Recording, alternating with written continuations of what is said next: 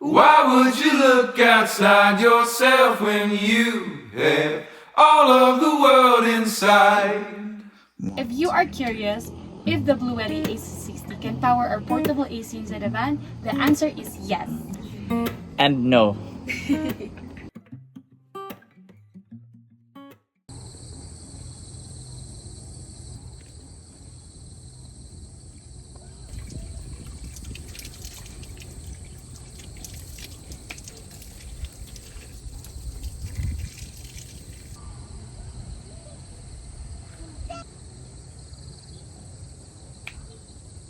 You put it like this on,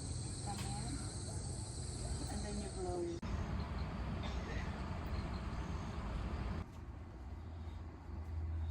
Look at Kaka, look at Kaka, look at Kaka.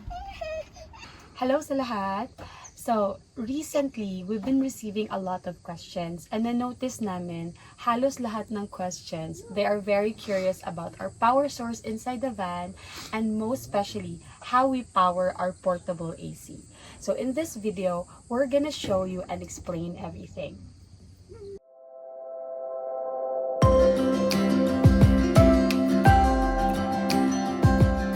If you are curious if the Bluetti AC60 can power our portable AC inside a van, the answer is yes. And no. So bakit yes and no yung answer namin? We will show it to you. So first, let's turn on the Bluetti AC60 and you also have to turn on the AC. And then this is the 200 volt, 220. Yeah. And then, oops, plug na rin siya. So let's turn on the AC. So why are we showing this to you? It's very important to know that the Bluetti AC60 can power the portable AC, but fan mode lang. Kasi sa mga situations talaga na, alam mo yun, wala ka talagang choice, wala kang power source. At least, you know that you can use it, the portable AC, without bringing an extra fan. Kasi additional fan siya. So, it's very, very helpful. So, pinakita natin, right, na it's consuming around 47 watts lang. And actually, meron tayong dalang Vornado fan. So, itatry natin yun and we will see kung which one yung mas, malaki yung consumption. Yes. Oo, okay. Sige.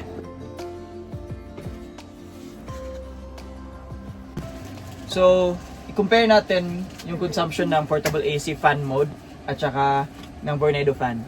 Okay. So, pakita natin.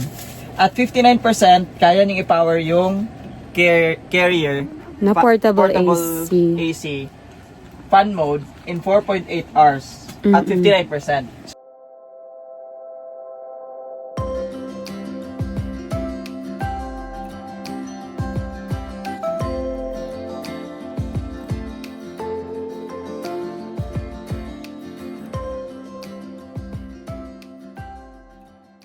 So, try natin si Vornado.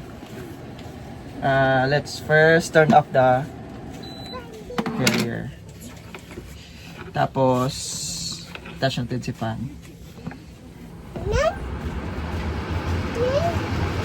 Is that the lowest? Yeah. Bakit? Okay. Yan. So, it's almost the same. It's almost the same. Yeah. 4.9 hours. Oo. So, instead of bringing the fan, Yeah. might as well, portable AC na lang yung Hindi gagamitin na kami yung namin. nagdadala ng Ng fan. Oo. Ayun. So, as we mentioned kanina, hindi nga kaya ng Bluetti AC60 na i-power ang aircon mode ng van.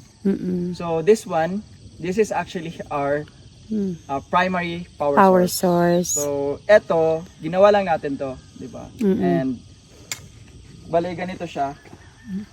Eto, meron kaming plug, tapos, papunta dun sa van.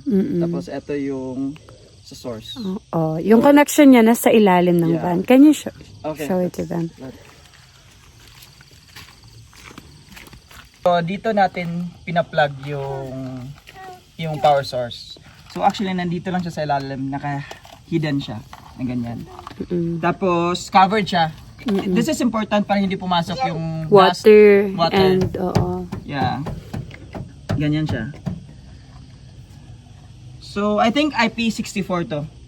Mm-mm. Yeah. So, water resistant din siya. Mm-mm. But bawal siyang i-submerge. Oh. So, in order para hindi masayang yung wire na to, since iba yung plug niya, gumawa ako nito. Excuse me, Ace. Ito. So, this is additional, just in case need natin ng extension sa labas. And sometimes, pag nag-work ako sa van, ito yung ginagamit natin, di ba? Kahit sa bahay na use Oo, namin sa bahay. siya. Once nagbi-build ako sa van and need ko ng extension cord, ito na rin yung ginagamit ko. Mm-mm. Very useful. So, this is around 25 meters. So, bakit 25 meters? Bakit hindi 30? Bakit hindi 40? Based on our experience, kasi ito kasing cord na to, may kabigatan siya. And if it's napakataas na, mahirap na siyang i-keep. Mm-mm. Diba? Tsaka And- storage, ang Yeah. hirap. Mm-mm. And yeah.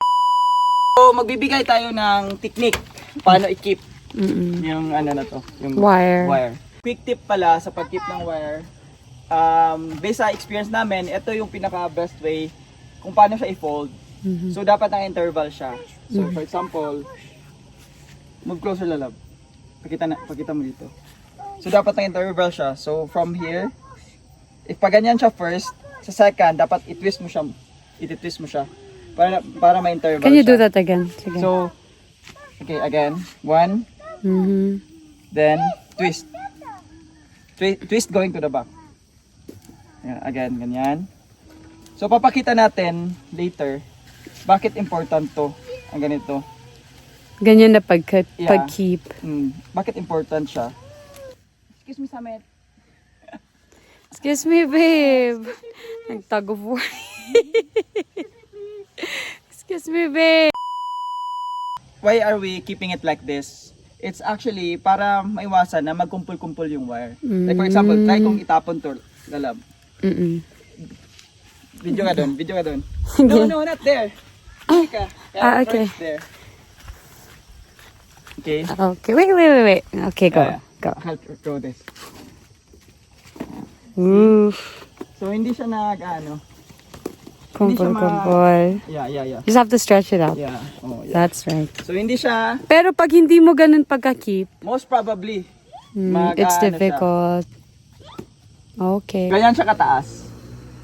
Tsaka, itong cord na to is actually waterproof na siya. And nasubukan na natin, more than a year na namin itong ginagamit. May once nga na nasagasaan natin, di ba? Yeah, ilang beses. And, Oo, hindi pa. and ito, kahit doon sa camping site na pinunta natin, di ba, sinasagasaan siya ng Mga ibang cars, but still. It's still waterproof. Hanggang ngayon, hindi pa namin to Na-replace, oo. I'm so happy.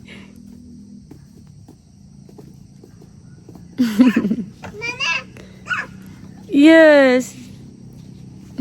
So guys, if you are still starting out, pwede talaga kahit wala kayong backup power station. Oo. Kahit ito lang. Kahit ito lang muna. Kasi, when we were starting out, ito lang talaga yung gamit namin. And up to now, Ito talaga yung main source din talaga natin, Oo. di ba? Oo. But it's really good. Yung having the backup power is Yeah. a game changer for us. For example, sa mga locations na walang power source, we can still work, we can still charge our devices. Pero yun lang yun. But if you're gonna camp for more than 2 days, o di ba? yeah. Medyo mahirap talaga, especially if you have a fan or an aircon. Yeah. You really need This one. this main Oo.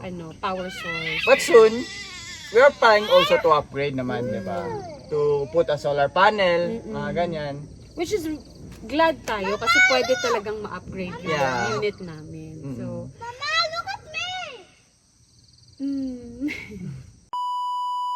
So, ayun lang guys. This sums up our video.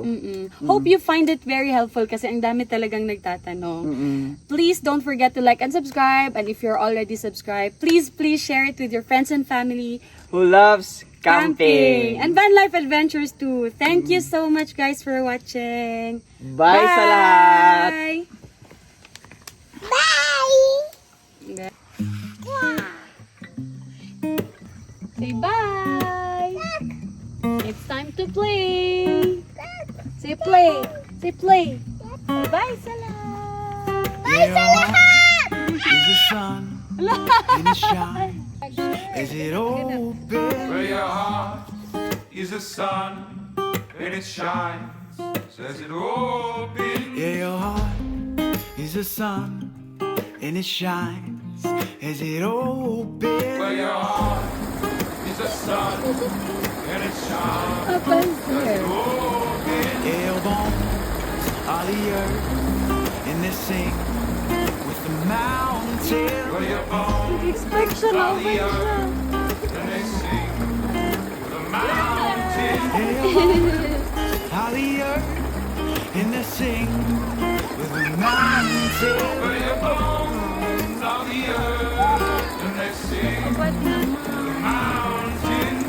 Why would you look outside yourself when you have all of the world Why inside? would you look outside yourself when you had all of the world Say, why would you look outside yourself when you have all of the world Why would you inside? look outside yourself when you had all of the world Your mind inside? is a space that creates your horizon. Well, your mind is a space that creates Abot naman a my horizon. Your mind is a space that creates your horizon. Well, your mind is a space that creates a horizon. Say, why would you look outside yourself when you have all of the world Why inside? would you look outside yourself when you had all of the world Why inside? would you look outside yourself when